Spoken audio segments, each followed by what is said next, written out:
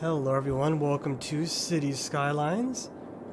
Today I want to show you a city that I've been working on. I wanted to do an experiment to see if I could have no real outside road connection, as well as all the parts of the town not connected by roads to each other. So what I did was, here's the main road, or the main highway. There's this one, the east-west and the north-south. I have this one set up to be a train station, although they don't really seem to use it. But I have, the fire station, the police station, and all that. So I have rail going to that, but no one seems to really use it. I have outside passenger rail connected, and it comes all into here, the multi-platform end stations. So the way it works is each area of town has its own rail line. So here's an area, this is commercial, residential. I think it's all high density with a little bit of might be some office, maybe not. And then we got some low density commercial and residential. We got some industry here, more low density commercial residential, another industry, another low density, and another industry. So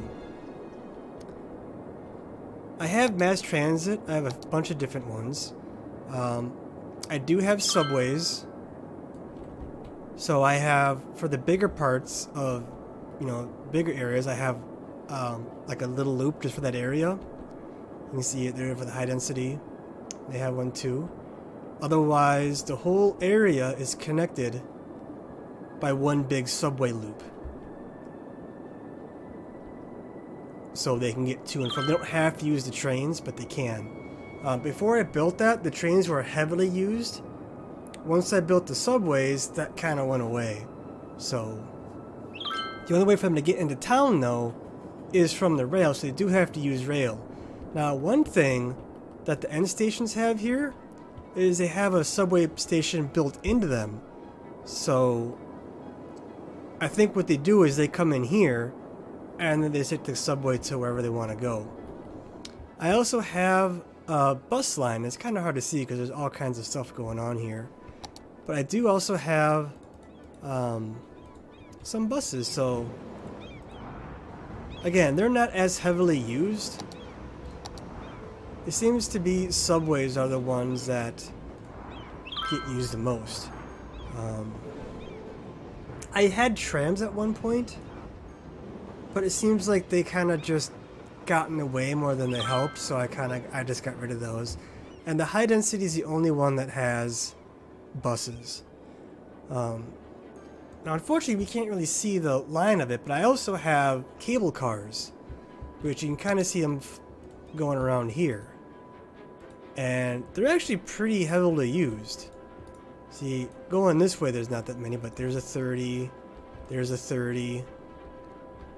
What else do we got? There's 29, 17, and the max for each car is 30, so these ones, they seem to use a lot, the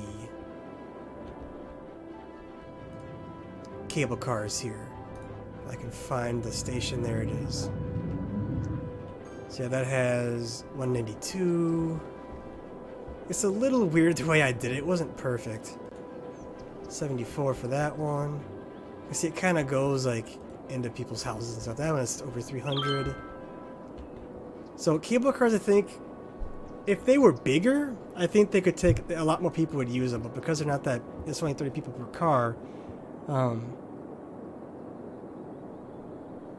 Yeah, it's kind of tricky. So, but subways are by far the most used, so that's kind of what I prioritized doing. So the only way to get into the city right now for this one is through rail, and then after that people will take the subways usually, and the cable cars around. Now, another thing is industry needs supplies from the outside, and then the commercial needs stuff from industry, and the industry needs to get it to the commercial. So what I did was I built a loop of rail just for freight trains, and it's a disaster.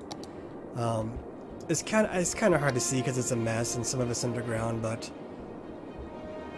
I get a lot of, like, I didn't make this right at all. It doesn't really work right. But yeah, it gets to be kind of bad. Like this one's kind of getting bad, and then it gets stuck, and then it gets to be a bit mess. But I got to figure out a better way to do rail for my industry. But each spot has its own. I think there's 7 areas in the city. Each spot has its own freight rail station, and as you can see, I got to fix this too. So what we'll do here, we'll delete that, because what happens is the trains try to cross that track, and there gets to be a traffic jam with cars as well as trains. So I should have fixed that ages ago. But you see what I mean? Like, see how it's getting backed up here?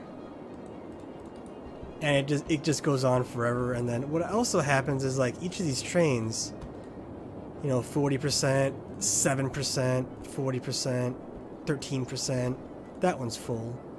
70, 40. A lot of these trains are not anywhere near capacity. So we have, you know, 20 trains at, you know, 7 to 40%.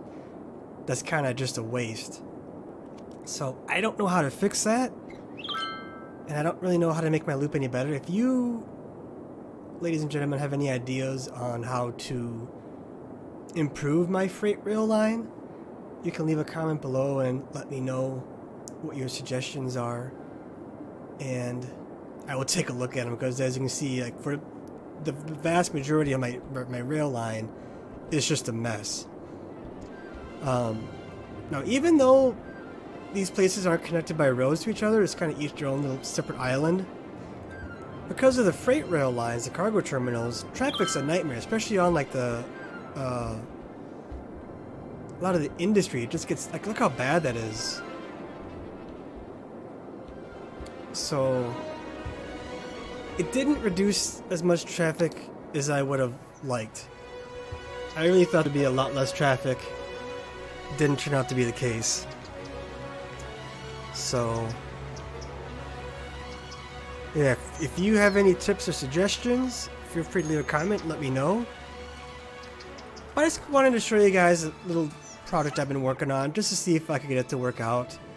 And it works. It does work. The city's going, but not quite the way I would have liked. So that'll do it for me for today.